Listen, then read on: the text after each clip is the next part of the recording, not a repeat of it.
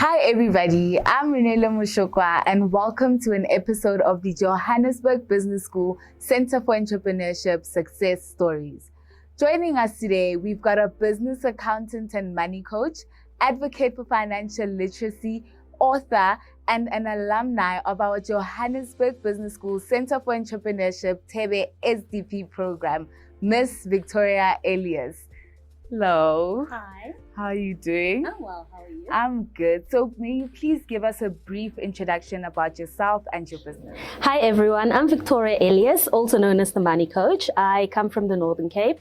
I moved to Johannesburg in 2011 when I came to pursue my BCom accounting at UJ.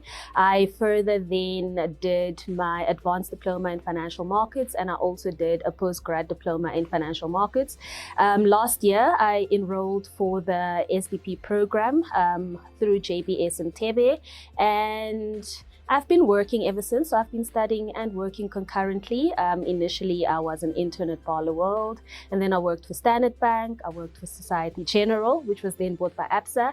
And then I went on and I worked for Easy Equities. Post Easy Equities, I resigned and I started my own business. Oh, wow. So what inspired you to start your entrepreneurial journey, and what was the initial idea or vision behind your business? So it didn't just develop overnight, right? So I was working in corporate and I wasn't really being challenged much, I felt like I wasn't giving my full capacity and I wasn't being challenged enough. And funny enough, when I resigned, I was actually being promoted to being head of department on a global level. But then there was just that sense of, this is not it, it's not enough, I need more. And because I wasn't really happy, the remuneration wasn't enough, I was supposed to move to a different country, and I was like, here I am with all of these degrees and all of this brilliance, yet they're not willing to pay me. They see that I'm good enough for the title, for the big role, you're willing to move me abroad, but then the money is not matching up to it, right? So that's how I came about to resign. And obviously I resigned without a plan of action, and during my unemployment, that's when Smart Money with V came about. It was already registered, but I wasn't really going at it full steam, because now as unemployed, I was forced to give it my all. Cool stuff. So how would you describe your overall experience with the JBSCE program? So I loved the experience. It was a lot of long hours, right? So it used to be like from 3 till 8 p.m.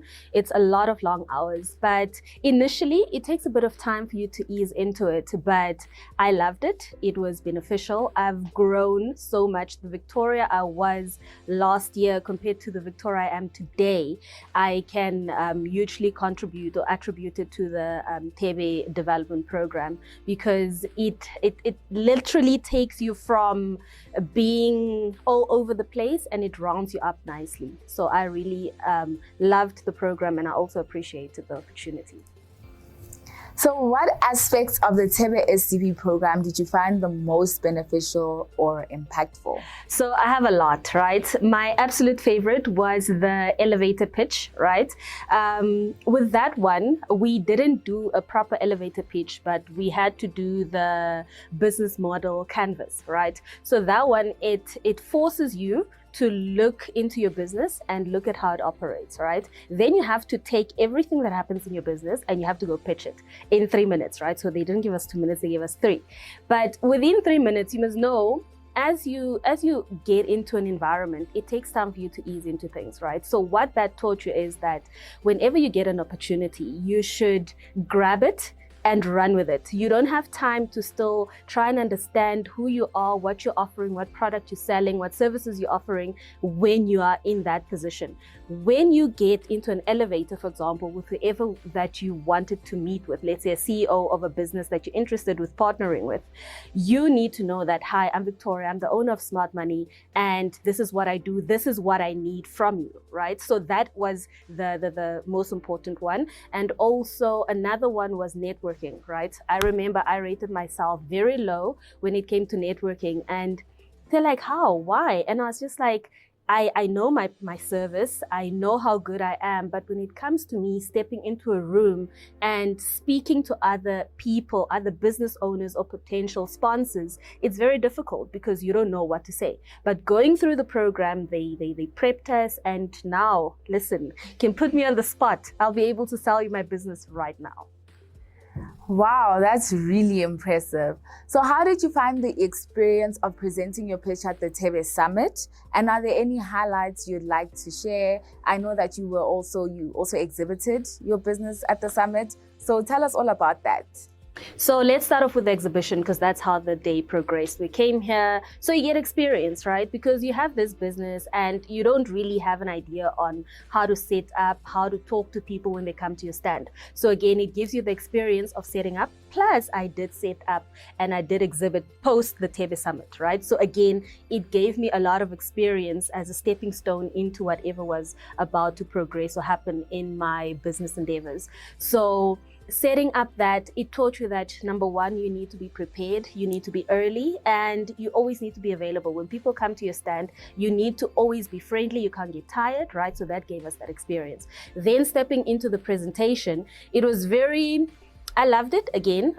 So I talk a lot naturally, but this is a different type of talking a lot that I needed to do, because now you're standing in front of different small businesses, you're standing in front of your sponsors, you're standing in front of potential sponsors. So you need to know what you're going to say when you get up there. So I think not speaking first also helped me, because I could see how others were doing it. But once I stepped up there, you get a bit nervous. But once you step up there, you realize that these are just people. Yes, they're sponsors, but they're just people. And you have to give it your all, because you never know, when it would be your opportunity. So I did that. And post that, right, I went. And so when we presented, we had like 15 minutes. But when I went to present, so I pitched my business. It was like a pitching competition for 50,000 rands, right? And when I was told that I have 2 minutes, I wasn't fazed by it, because I've gone through it. So when I got there, I didn't make it in 2 minutes, but I was like 2 minutes, 15 seconds, which was good, So that gives you a lot of practicality. It gives you the confidence. So any moment, anything like that comes about now, I have a lot of confidence because I've been through it. Oh, wow, guys. Did you guys hear all of that? The JBS SDP program seems to be a stepping stone for a lot of SMMEs. So I believe congratulations are in order. Congratulations on your article with the Mail and Guardian.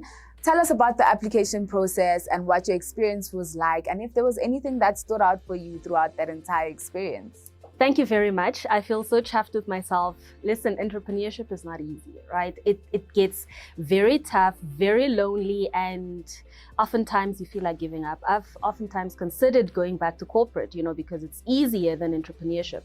But the whole process started when a friend, I have a friend that I met recently, again, networking through the JBS program. I met a friend at an event, and she was like, listen, you're doing great things in the finance world. I saw these nominations. Let me nominate you, right? So she nominated, and quite a few other people nominated me because they believed that I qualified. And, that happened. And then randomly, on a random day, I received an email to tell me, congratulations, you've made it to the shortlist of the Mail and Guardian Women Empowerment, blah, blah, blah. And I was so excited, and I didn't even think that I was going to win. And again, going through the program taught me that you make use of all the opportunities. When I was nominated, I was just happy to be nominated, to be recognized. I didn't even go in to say that I'm going to win in my category. I was just like, let me go. It is a stepping stone, another opportunity to network, So when I got there, I was just like, listen, Victoria, this is a very big platform. The Mail and Guardian is very big, So I didn't go in there thinking I was going to win. So I got there, I was like, we're here, we're going to network, we're going to meet people. And that's what we did. We had fun, we ate, we had drinks, we went in. And when we went in, how they announced the winners, there was like 5 winners per category, right? So I was on the second slide. And when my 2 categories passed, first it was banking and then it was business and entrepreneurship, I didn't immediately see my name, but I was there cheering for others. I was just like, better luck next time, Others won, it means they were deserving. So I was up there cheering.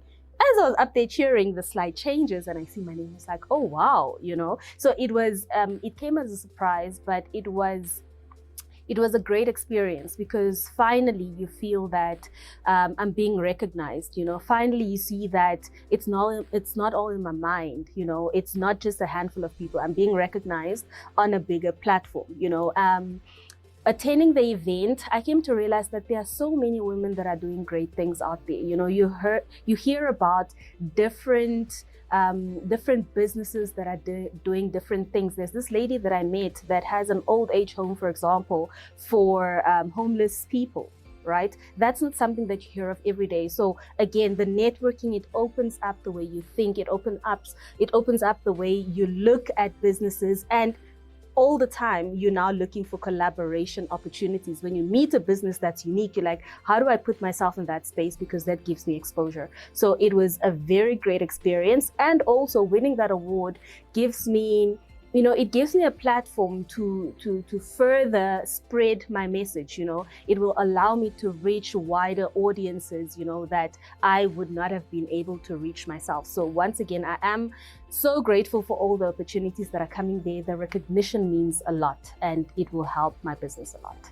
Oh my goodness, that sounds like such an incredible and liberating experience. You seem to have taken the art of networking and just ran with it. So looking back, what advice would you give to aspiring entrepreneurs who are just starting out? And what do you wish that you had known at the beginning of your journey? Okay, so I would say make sure that whatever you're doing, whatever business plan idea that you have, make sure that there is a need and a demand for it. Do your research on it. And when you've decided that this is your business idea that you're going to run with, give it your all. Don't go half-baked around it.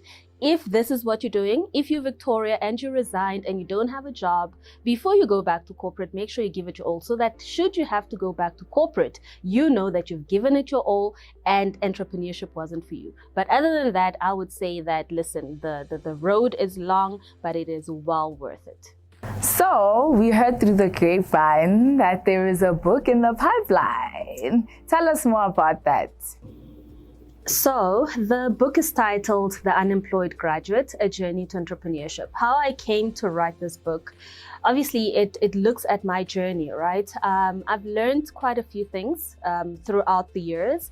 And it starts with just how we've been told that education is the key to success. But now we've grown up, we've graduated, we educated, but the key is not opening that door, So what do you do when that key is no longer opening the door? So this book will be a guideline, an experience book to tell you that, listen, you're not the only one going through it. And also to teach up and coming graduates that a normal 8-to-5 job is not the only way, and the unemployment rate is so high. So when you've graduated and you can't get a job, what do you do? What is next, right? So that is what this book helps you with.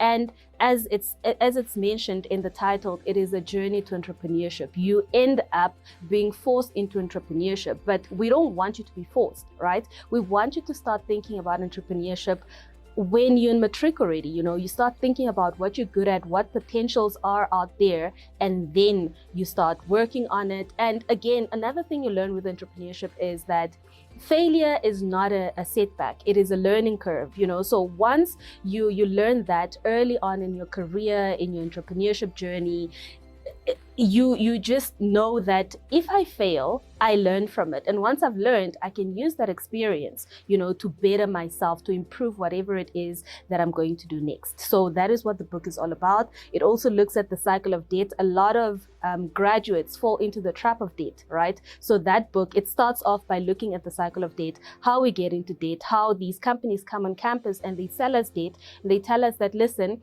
we'll give you a payment holiday of 3 months, for example. That's a trap that is set out for us. And if no one warns about us, if no one warns us about it, how would we know? How would we steer clear of those traps? So that's in essence what the book is about. Thank you so much to you for joining us today, and make sure you don't miss the next one.